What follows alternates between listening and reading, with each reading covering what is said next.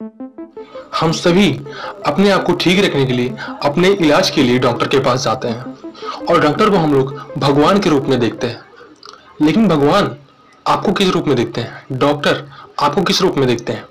Doctor आपको देखते हैं मनी मेकिंग मशीन के रूप में।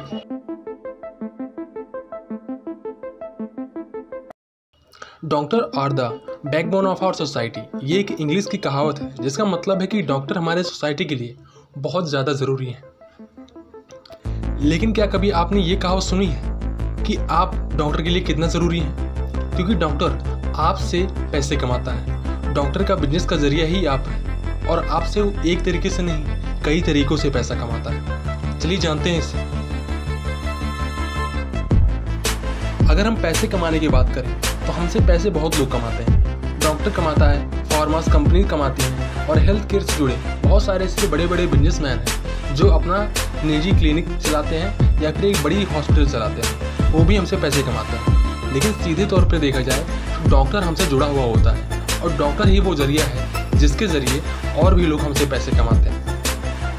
2017-18 के नेशनल सैंपल सर्वे के अकॉर्डिंग भारत में 80% ऐसे लोग हैं जो अगर बीमार होते हैं तो अपने सेविंग के जरिए ही पैसा खर्च करते हैं, जबकि 11% ऐसे लोग हैं जो हॉस्पिटल का खर्चा देने के लिए दूसरे से उधार तक ले लेते हैं, जबकि 0.4% ऐसे लोग हैं जो अपनी फिजिकल एसेट को भी बेच देते हैं। मतलब अगर उनके पास कोई ज़मीन होती है, उनके पास कोई ऐसी चीज़ होती है जो कि बेचने लायक है, तो हॉस्पिटल के कर्ज को चुकाने के लिए वो अपनी ज़मीन तक बेच देते हैं। लेकिन ऐसा बिल्कुल भी नहीं है कि भारत में ट्रीटमेंट कराना बहुत ही महंगा है दूसरे देशों के मुकाबले। यहाँ पर बहुत सस्ता है अगर देखा जाए तो, लेकिन यहाँ का जो सिस्टम है वो बहुत ही ज़्यादा एक्सपेंसिव बना देता है किसी भी इंसान के लिए।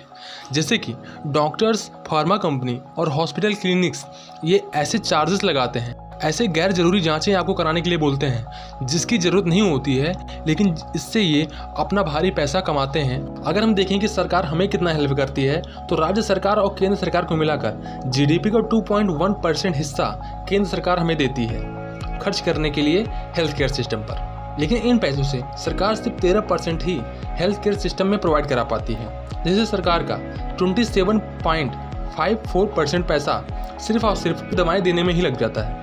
मतलब दवाओं को सस्ते दाम पे बेचने में ही सरकार बहुत ज़्यादा पैसा खर्च करती है। देखिए, अगर हम बात करें कि सरकार कितना खर्च करती है तो सरकार बहुत ज़्यादा खर्च करती है अपने हिसाब से, जीडीपी के हिसाब से। लेकिन भारत में बहुत ज़्यादा जनसंख्या रहती है। जैसे कि भारत में वर्ल्ड बैंक बताती है कि पॉवर्टी लाइन के नीचे रहने वाले लोगों की जनसंख्या है 10.2% लोग गरीबी रेखा के नीचे रहते हैं। मतलब 14 करोड़ से ज़्यादा लोग गरीबी रेखा से नीचे जीते हैं और यही वो लोग हैं जो गवर्नमेंट ट्रीटमेंट का फ़ायदा उठाते हैं। इसके अलावा हमारे समाज में एक इमेज बन चुकी है गवर्नमेंट और प्राइवेट सेक्टर के हॉस्पिटल के बारे में।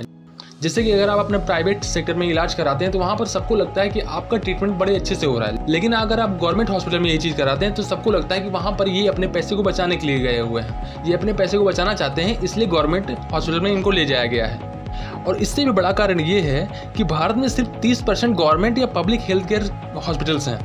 अगर बात करें अगर हम प्राइवेट डॉक्टर्स और उनकी क्लिनिक के बारे में तो वो है 42.5%।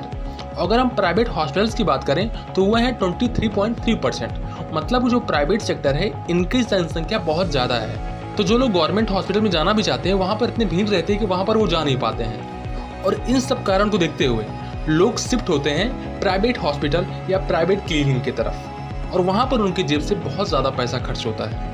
आमतौर पर इंडिया में डॉक्टर्स को बहुत ज़्यादा इज्जत दिया जाता है और उनको भगवान के रूप में देखा जाता है, लेकिन डॉक्टर्स की लालच दिन ब दिन बढ़ती जाती है अपने कट को लेने के लिए और ज़्यादा पैसे कमाने के लिए। जैसे कि आंध्र प्रदेश के medical council doctor Ramesh Reddy कहते हैं कि डायग्नोस्टिक सेंटर, मेडिकल शॉप और फार्मा कंपनी से लेकर डॉक्टर तक हैदराबाद के लिए एक सीरियस इशू है। डॉक्टर्स की लालच दिन ब दिन बढ़ती जा रही है और जो मरीज हैं उन्हें गैर जरूरी टेस्ट भी कराना पड़ता है। मतलब जो डॉक्टर्स होते हैं वो अपने फ़ायदे के लिए उस शॉप से आपको मेडिसिन लेने के लिए कहते हैं जहाँ पर उन्हें ज़्यादा कमीशन मिलता है, उस कंपनी से आपको मेडिसिन लेने के लिए कहते हैं जहाँ पर उन्हें ज़्यादा कमीशन मिलता है, आपको वहाँ पर टेस्ट कराने के लिए कहते हैं जहाँ पर उन्हें ज़्यादा कमीशन मिलता है, आपको गैर ज़रूरी टेस्ट भी कराने के लिए कहते हैं, सिर्फ इसलिए क्योंकि उनको ज़्यादा पैसा कमाना है, उनको ज़्यादा पैसा चाहिए।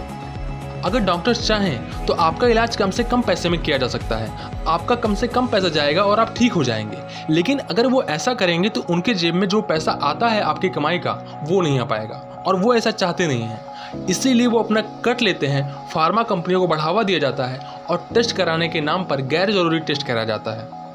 आप विश्वास नहीं करेंगे, लेकिन डॉक्टर का जो कट होता है, डॉक्टर का जो कमीशन होता है, वो जितना कंपनियां कमाती हैं वो उतना ही डॉक्टर को देती हैं। जैसे डायग्नोस्टिक सेंटर में डॉक्टर्स को 40 से 50% कर दिया जाता है पूरे बिल का अमाउंट का, और सिटी स्कैन कराने पे 1000, MRI स्कैन कराने पर 1500, PET CET स्कैन कराया जाए तो 2500 से 3000 दिया जाता है डॉक्टर्स को कमीशन के रूप में।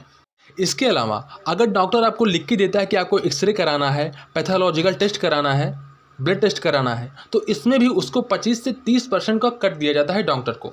तो सोचिए कि डॉक्टर आपको ऐसे टेस्ट लिखता है जिससे कि आपका तो फ़ायदा नहीं होता है, लेकिन डॉक्टर को उसमें कमीशन मिलता है और यहाँ पर आपके जेब से पैसे जाते हैं।